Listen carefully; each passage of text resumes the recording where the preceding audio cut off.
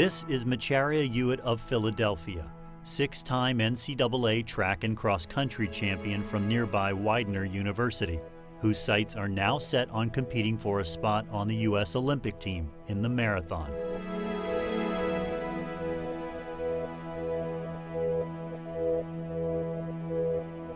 The core of being a successful runner is being able to suffer. If you can't suffer, you cannot be a successful runner. A lot of people, their pain threshold isn't as strong as Macharia's. He's been through the worst.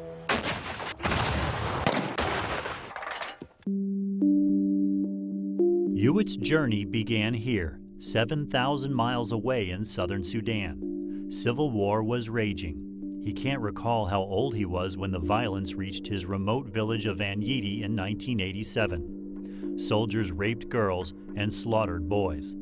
To save a generation, tribal leaders begged parents to have their children flee the villages. Do you remember the day that your parents sent you away? No. You don't remember that? No. You block the bad thing that happens and you went through, then you shut them down and keep the good part. Sometimes you remember the bad part, it become like a nightmare because you keep remembering. I do believe that he has compartmentalized his emotions in many ways. When I speak to people about Macharia, I ask them to imagine now that your child's going to leave your backyard and never come back.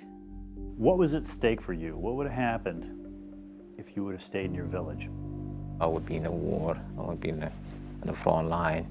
You would have been fighting at age 9 or 10. I might die or something happen. I would not go to school. I would miss a lot.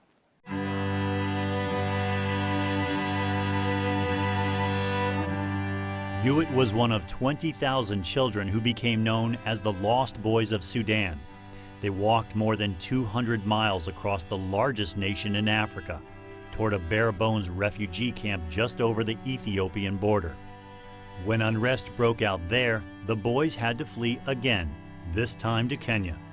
Overall, they trekked 500 miles.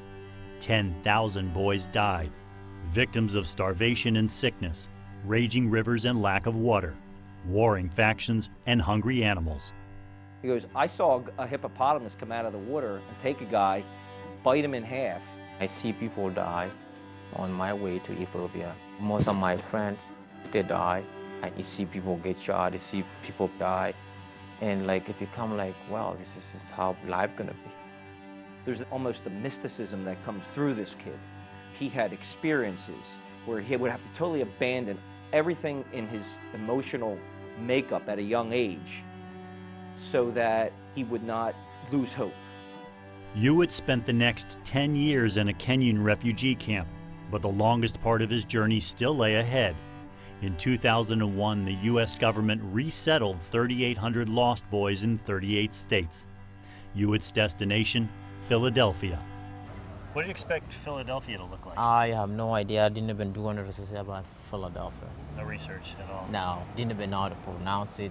I didn't even know the whole name of Pennsylvania, it's PA. It's, PA, just the state initials. So this is the way you eat in Sudan? About the only thing familiar in America were his housemates, fellow lost boys who took care of each other, just like they did back in the refugee camps. The boys shared more than just apartments and a common past. What is your birthday? January 1st, 1983. What's your birthday? same. January 1st? January 1st? January 1st. Right. It was the birth date assigned to all lost boys, who had no written record of their exact age. Yuot's age is listed as 25, but he could be older. Yuot began running after enrolling at a local high school. He proved to be a natural and refined his talent at Widener, where he became a Division III All-American in events ranging from the 1,500 to the 10,000 meters. With his college career behind him, Yuot set his sights on a new challenge, the Olympic marathon.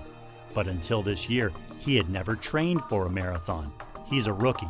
We're hoping that by the Olympic trials, he will be a citizen so he can run for a shot on the stage.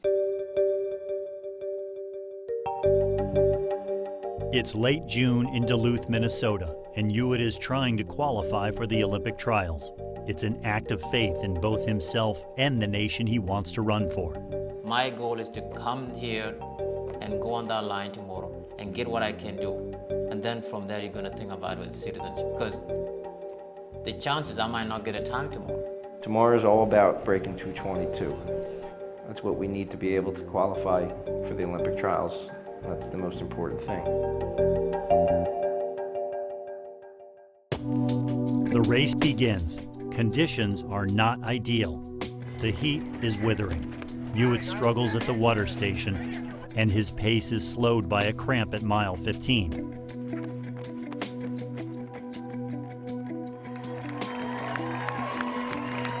But he gets his qualifying time with just seconds to spare.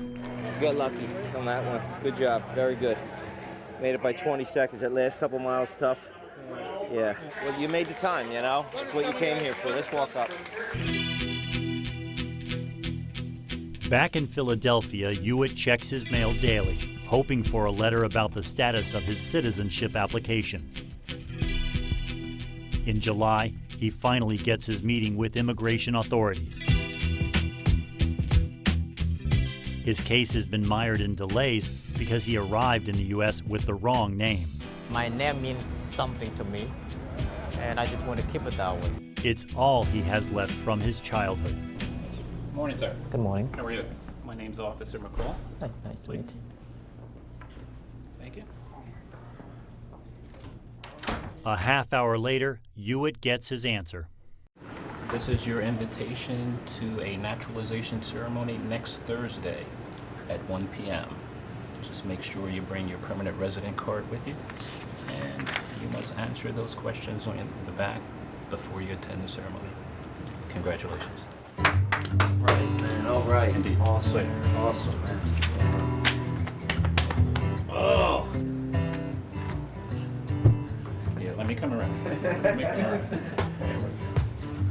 Congratulations. Good luck to you. Thank you very much. You're very welcome. That's what they make this country all about, you know. People care, people understand. It's one of those days to remember in life, because things like that, it changed from this point to big things. And with those of you taking the oath, please raise your right hand and repeat after me. I hereby declare I hereby declare on oath an oath. that I am... Yuot gets sworn in on August 2nd. He's made it. He'll race in the Olympic trials in November in New York City's Central Park. So let's go. You got to do a workout. Let's get going, man.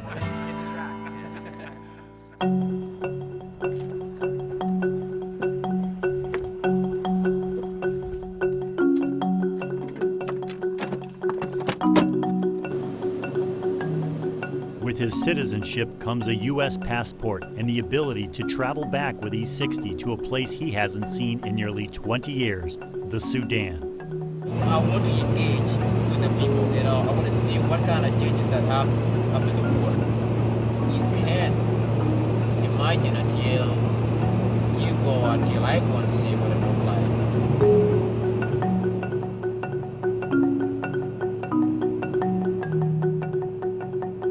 Our plane lands on a dirt airstrip in the town of Bor, but only after buzzing the runway to clear the grazing cattle.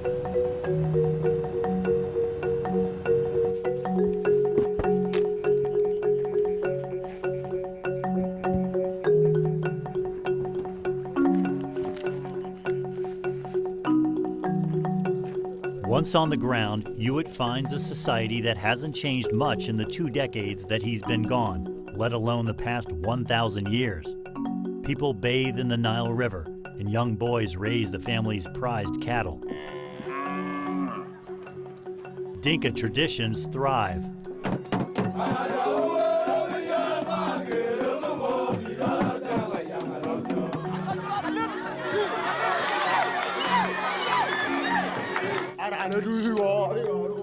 But he also finds a society with AK-47s everywhere.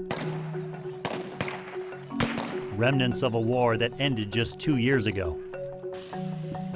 We set out for Yuot's village by SUV. The drive won't be easy. The rainy season has left the roads barely passable.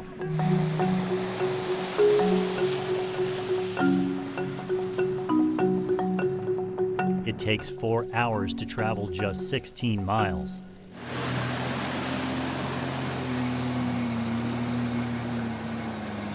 Eventually, we reach Yuot's village.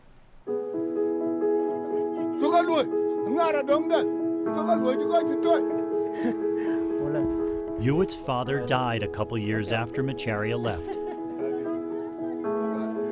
But his mother and 3 sisters are still here,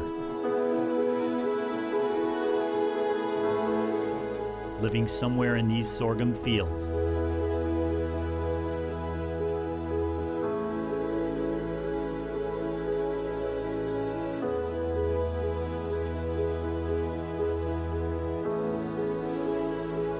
After 10 minutes of walking, he reaches their patch of mud huts. He is finally home.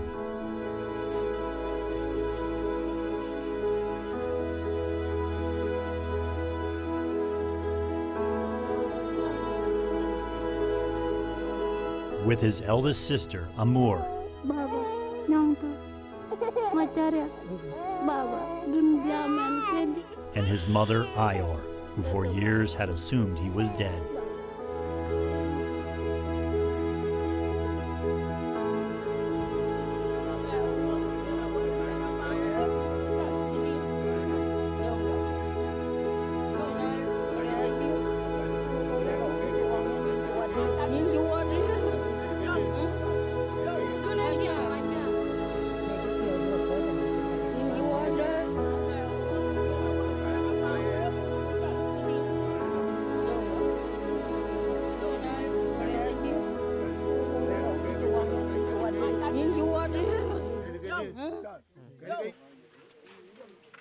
Face to face with his past, he can no longer contain his emotions.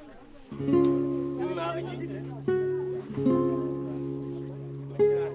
one point you stepped away and kind of collected yourself. What were you feeling at that moment? You know, I felt like I changed so much, and I felt like, wow, you know, I don't get like why I changed and these people didn't change. And I felt like if I can change, then these people need change too. And I didn't see that. Yuot realizes more than ever the distance between the life he's found in America and the lives of those he was forced to leave behind. Has coming back made you feel more Dinka or more American? It's tough to tell because I'm a dual person. I make sure I balance the situation, you know, because I don't want to change so much, but I want to make sure I'm between my people, like 2 cultures fighting in between. I think it's good. It's not loud. You like being a person of both worlds. Right. This is Macharia Yuot of the Sudan and the United States, a child who walked away from war, who now runs toward a dream, a lost boy who found himself.